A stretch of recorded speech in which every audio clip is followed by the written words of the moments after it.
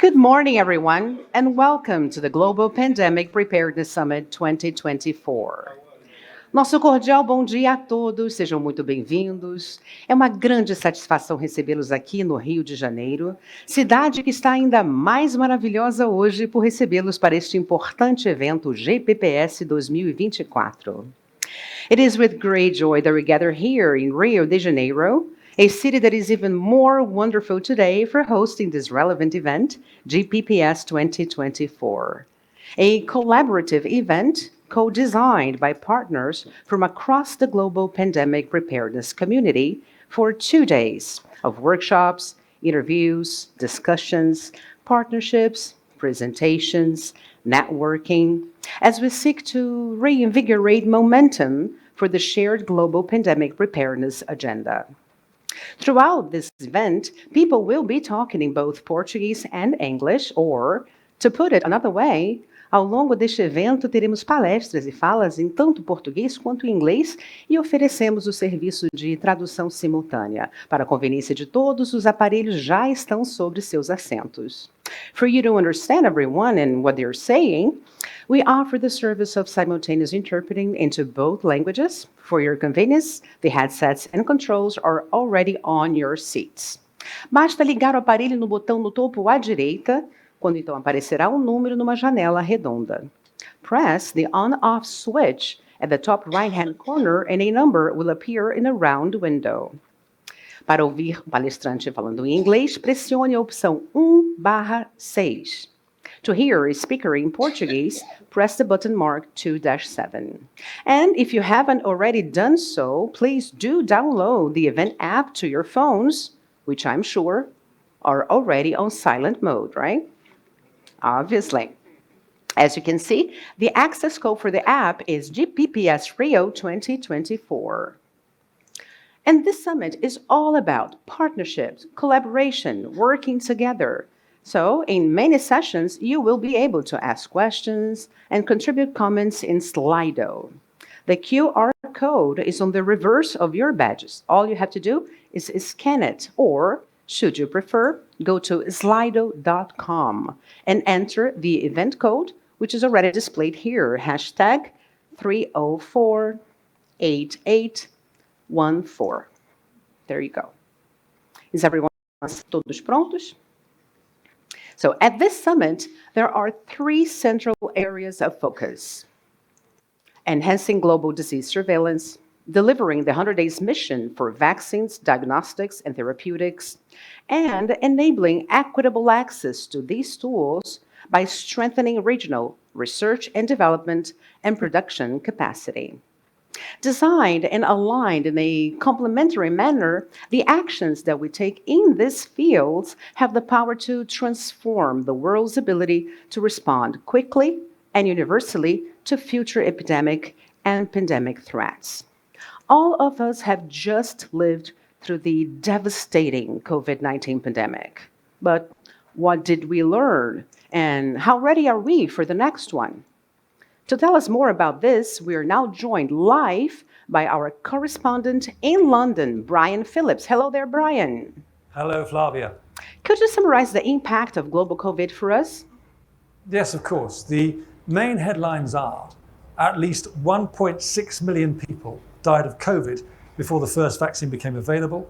The global economy will have suffered by up to an estimated $28 trillion in economic losses by 2025 due to the pandemic, and access to vaccines, tests, and treatments varied starkly by country income level, with many of the poorest countries left unprotected at the back of the line. And what difference would the 100 Days mission make? A truly substantial one, when coupled with improved surveillance to provide early detection and warning, and the capability to manufacture health technologies wherever they are needed the most.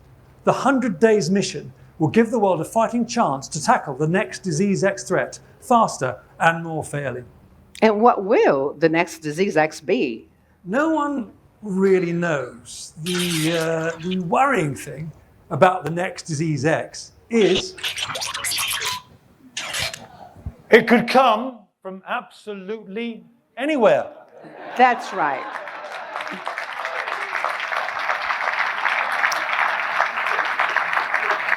Thank you for being here, Brian. And COVID-19 showed us the urgent need for faster diagnostic, therapeutic, and vaccine development, alongside the necessity for rapid and equitable access to these tools for the people who need them the most. So, Brian, why are we here in this summit? Well, nations and governments are faced with so many distractions, so many other things to think about and to deal with. Such as?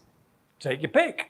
There's climate change, war and conflict on multiple continents, the cost of living crisis, rampant inflation, half of the world's population voting in national elections, freak and extreme weather events, the rise in the use of AI and its unknown consequences, the rise of populism and its unknown consequences, the rise of isolationism, and yes, you've guessed it, its unknown consequences, the futile hope and or belief that something like COVID could never happen again, displacement of people, displacement of health programs, displacement of memories of our last disease X. So, apart from all those, nothing can stand in our way, right? Absolutely nothing. Well, thank you very much, Brian. And that list of distractions is exactly why we're here, to put them to one side, to take time to focus on and to give focus to our shared vision. The vision of a world that is ready to tackle the existential threat of pandemic and committed to doing so fairly and equitably. We are here because we have a once-in-a-generation opportunity to transform the way the world prepares for pandemic threats for the benefit of all. And we must not allow this moment to pass. So let us start the event with a keynote address. Please welcome Brazil's Minister of Health. Convidamos para a sua mensagem a Ministra de Saúde do Brasil, por gentileza, Nízia Trindade. And from that fascinating discussion we just had, we move on now to explore each of the summit's 3 central themes in more detail, beginning with a look at the state-of-the-art of surveillance, progress, gaps, and opportunities. COVID-19 exposed critical gaps in global disease surveillance. There has been a lot of progress in terms of both diagnostic tools and technologies, along with integrated multi-sectoral approaches. This coming panel will give us an excellent opportunity to see where we are now and what still needs to be done. Our expert panel consists of global, regional, and national health leaders. And to moderate it, we are privileged to have with us the head of surveillance and reference laboratories for Fiocruz. Vamos receber agora a coordenadora de vigilância em saúde e laboratórios de referência da presidência da Fiocruz. So please join our panelists, Dr. Tânia Fonseca moderating, and other panelists to the stage. After the COVID-19 pandemic, CEPI, along with its partners, laid down a pretty unthinkable ambition to respond to and potentially even contain any future viral pandemics within 100 days. This moonshot vision was simple. Within 100 days of any recognized international trigger, diagnostics, therapeutics, vaccines would be approved and ready to be produced at scale for global deployment. This crucial ambition has been embraced by the G7 and G20 and leaders from across industry. So our next panel asks the question, the 100-day missions, how close are we? Leading this session, we are very lucky to have Chief Scientific Advisor, Government of Canada, and Chair of the 100 Days Mission Steering Group, IPPS. Please welcome on stage Dr. Mona Niemer and our panelists. So the unequal global distribution of manufacturing capability was a driving force behind the deeply uneven access to health technologies during the COVID-19 response. And looking to the future, what can be done to prevent a repeat of such inequity? How can the world expand and diversify the global footprint of manufacturing for diagnostics, vaccines, therapeutics? And our next panel is all about enabling equitable access through strengthening the local regional production. Chairing this panel will be the Director, President of the Instituto Todos pela Saúde, based here in Brazil. É nossa grande satisfação receber a diretora do Instituto Todos pela Saúde, doutora Mariângela Simão, e nossos panelistas. And we are now ready to move on with our works here in the afternoon. On our first session after lunch, we will explore how WHO's pathogen family strategy can inform equitable research and development practice at national, regional, and global levels. To frame our discussion, please join me in welcoming WHO's lead research and development blueprint for epidemics, Dr. Ana Maria Eneo Restrepo. So before anything, I would like to say that this summit will now split into 3 parallel sessions based on the summit's central themes for the rest of the afternoon. This room, designated on your badges as plenary or breakout 1, will be run by CEPI's chief scientific writer, the one and only Kate Callan. She is also the writer of this engaging book, Disease Acts. She was kind enough to give a copy to me. Thank you for that. But for you not to be jealous, everyone here will receive a digital copy of this book by email. For this generosity, I'm sure she deserves a hand of applause. And her session here will be focusing on the 100 Days mission within a very timely discussion on zoonotic influenza. Would we be ready for another equitable 100-day response? And what can we do to prepare? I myself will be in breakout 2, just outside the room to the left, in where we will explore funding mechanisms and models to support research and development. You have a third choice in breakout 3, also outside the room, and to your left, further down the corridor, Andrea Vicari, Unit's Chief Epidemic and Pandemic Preparedness and Response, PAHO, will host a series of short talks from global, regional, and national experts focused on enhancing disease surveillance. The second announcement, if you're not coming back to this room, we invite you to take your headphones and translation controls with you. You'll be able to dial into translation in whichever room you're in. And now we'll have a quick stretch break, a 10-minute break to grab a cup of coffee and go to your room of choice. Thank you very much. Have a great afternoon of work, and we will be beginning in 10 minutes' time. Let us get back to our program then, and our focus for the final afternoon of the summit is maintaining momentum for the global pandemic preparedness and response in the age of polycrisis. The 3 pillars of this summit offer solutions and possible ways of moving forward in a range of areas. It is now time to reflect upon what has been discussed around these 3 pillars. To lead this session, please welcome again Kate Callan. Well, thank you, Kate, Oliver, Haywen, George, and thanks to everyone here. There have been some incredible ideas and solutions and proposals to put forward, which will be captured in the Summit Outcomes Report.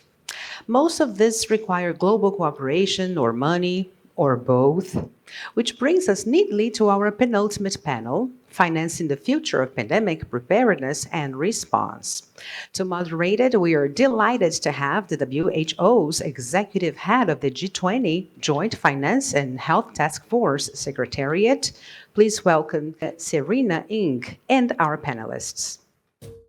And this session will assess what we've discussed and look at how the key stakeholders from across the pandemic and response ecosystem can and must cooperate to strengthen global health security.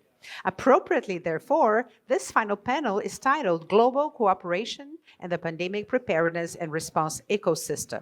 Leading this session is Professor Ilona Kickbush, the founder and chair of the Global Health Center and the Graduate Institute of International and Development Studies in Geneva, and also a member of the Global Preparedness Monitoring Board. So please welcome Professor Kickbush and our panel. It has really been a landmark 2 days. We've brought together over 300 experts from over 50 countries. We've heard from more than 85 speakers who have contributed to over 18 hours of pandemic preparedness discussions. But if you feel like you need a quick visual reminder of what you've been doing, what you've been dealing with, and what you have achieved, well, images, they speak more than any words. Yeah, but going back to series now, we shall follow with an assessment of what has been achieved and how to move forward in the future with some closing remarks from our co-hosts. So please welcome, from the Ministry of Health of Brazil, the Secretary of Science, Technology, Health, Economic, Industrial Complex. Convidamos, representando o Ministério da Saúde, o Secretário de Ciência, Tecnologia, Inovação e Insumos do Complexo Econômico Industrial da Saúde, Dr. Carlos Gadelha. Nossos agradecimentos ao secretário Carlos Gadelha por essas palavras. And to follow, we have the closing remarks from the president of the Oswaldo Cruz Foundation. Para suas considerações finais, convidamos o presidente da Fiocruz, professor Mário Moreira.